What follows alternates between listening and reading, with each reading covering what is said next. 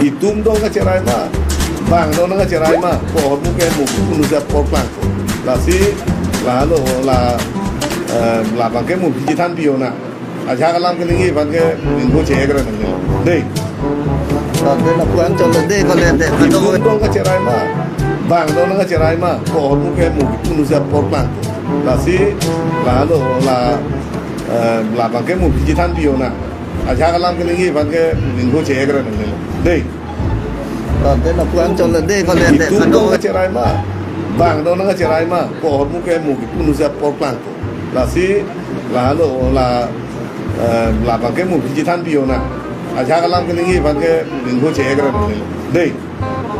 Tapi lakukan contoh deh kalau ada Itum dong kacerai mah, bang dong kacerai mah, pohon mungkin udah portland, lasi lalu la bangke mungkin jitan piona, aja kalam kelingi bangke minggu cekran ini, deh.